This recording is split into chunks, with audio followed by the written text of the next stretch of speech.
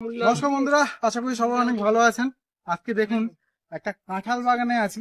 দেখে হয়তো আপনারা মনে করবেন না বা মনে হবে না যেটা কাঁঠাল বাগান। সেই ওপরে তো আমরা দেখেছি যে গোড়া থেকে ফল হয়, এই গোড়াতে পাতা পর্যন্ত নেই, ফল তো দূরের কথা। তো যেই বাগানি এই বাগানটা করেছেন সেই কাকুর সাথে একটুখানি কথা বলবো, কেন তার এই মানে ফল নেই এই বাগানে। কাকু নমস্কার। নমস্কার। কাকু আপনার নাম কি? মোহসেন আলী ভাইয়া। আচ্ছা কাকু, আপনার এই বাগানটার বয়স কত? 4 বছর। 4 বছর, তাই তো? 4 বছর পেরিয়ে গেছে, ধরো 4.5 বছর হয়ে যাবে। আচ্ছা, এইরকম সময়ে এই অক্টোবর নভেম্বর মাসে মানে গাছ ভর্তি ফলন থাকে 12 মাসে কাঁঠাল গাছ। আপনার বাগানে এসে এরকম মানে কাঠ কাঠ হয়ে আছে, শুধু পাতা নেই, ফল দিন ধরো ফলের মুচি পর্যন্ত আসেনি। ফলের মুচি পর্যন্ত আসে না, মানে এই 4 বছরে কখনো কোনো মুচি পর্যন্ত আসেনি। মানে সাধারণত তো 1.5 বছরের মাথায় ফল আসে, ফল তো আসে আরো আগে। কোনো ফলও নাই, মুচিও না, এই তো এই একই ভাবে এরকম গাছের, এই যে এখন যা দেখতে পাচ্ছে এরকমই অবস্থায়। বন্ধুরা, তো এই হচ্ছে মানে যদি সঠিক জায়গা থেকে না নেন তো দুর্দশাটা আর কি এরকম হয়।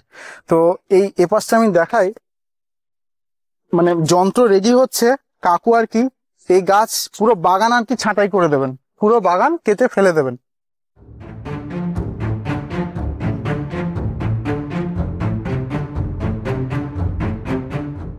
কাকু এটা কোথা থেকে সংগ্রহ করেছিলেন এই গাছটা?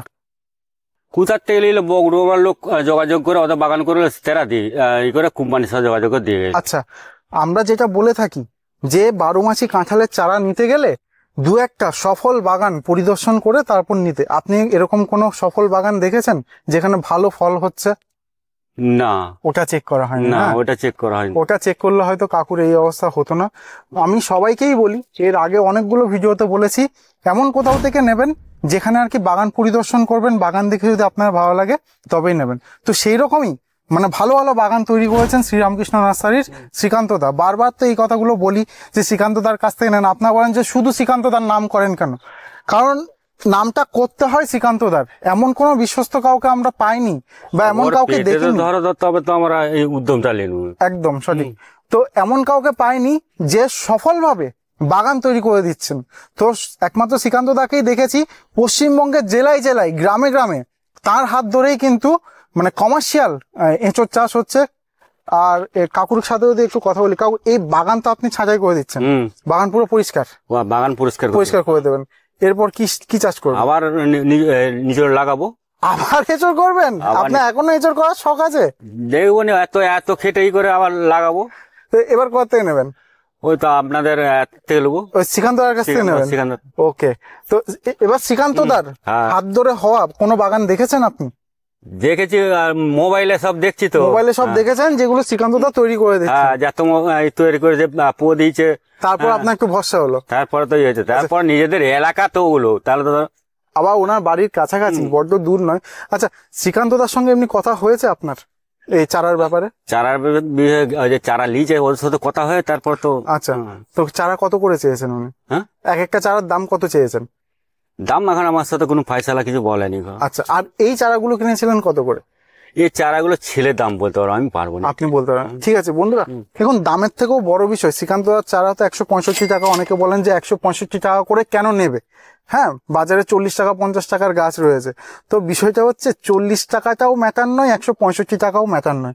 যখন আপনার গাছ ভর্তি ফল থাকবে, হ্যাঁ, একটা 1.5 কেজি ওজনের ফল যদি বিক্রি করে দেন আপনার 165 টাকা এসে যাবে। আর পুরো গাছ ভর্তি মানে 100-150 কেজি ফল আসবে যদি সঠিকভাবে আপনি করতে পারেন।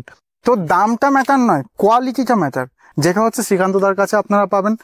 চারা বিক্রির পর আপনারা ধরুন কোনো নার্সারি থেকে চারা নিয়ে আসলেন, তার সঙ্গে আপনার কতদিনের সম্পর্ক থাকে, কিন্তু শ্রীকান্ত দা তার একটা ডেডিকেটেড টিম রয়েছে যে আপনি যখন চারা নিয়ে যাচ্ছেন তারপর থেকে প্রতি মাসে মাসে কি কি যত্ন করতে হবে, শীতকালে কি যত্ন করতে হবে, বর্ষাকালে কি করতে হবে এবং গরমকালে কি করতে হবে, তো এই সমস্ত জিনিস কিন্তু গাইড করে দেওয়া হয়।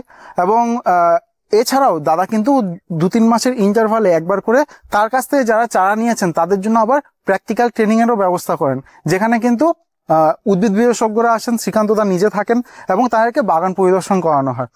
তো এই সবকিছুর পরে গিয়ে কিন্তু একজন বাগানিকে দাঁড় করানো যায়। শুধু চারা বেচে দিলেই একটা ভালো বাগান তৈরি হয় না। ভালো বাগান তৈরির পেছনে কিন্তু একটা ভালো গাইডেন্সেরও প্রয়োজন রয়েছে, এটা আপনারা শ্রীকান্ত দার হাত ধরে পাবেন। আচ্ছা, কাকু তাহলে এই কেটে দিয়ে আপনি সিকান্দার কাছ থেকে নিচ্ছেন, তাই তো? আচ্ছা, এতে আপনি যত্নে কোনো অভাব করেননি তো? যত্নের বলছি রাত দিন একে ছেলে মানুষ করার মতো করেছে, তাও হয় ওষুধ পালা যা বলেছে সেটাই এনে। তার মধ্যে দেখুন বন্ধুরা, এরা তো ওষুধ দিয়ে যেত, তারা ওষুধও দিয়েছে, মানে নিজের জ্ঞান না থাকলে আরেকজনকে কি তৈরি করে দেবো, তো বিষয়টা হচ্ছে ওই।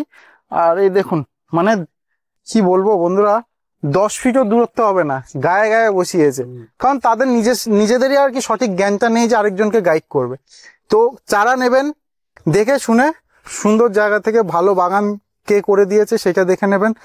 এবং আমাকে যদি বলেন কার কাছ থেকে নাও, তাহলে আমি বলবো শ্রীরামকৃষ্ণ নার্সারি সিকান্দার কাছ থেকে নেবেন। তো আশা করি বন্ধুরা আপনারা একটু সতর্ক হবেন, বিচক্ষণতার সঙ্গে নার্সারি ঠিক করবেন, চারা নির্বাচন করবেন। সবাইকে অনেক ধন্যবাদ জানাই। ভিডিও আজকের মধ্যে এখানেই শেষ করছি। ধন্যবাদ সকলকে, নমস্কার। কাউকে অনেক ধন্যবাদ।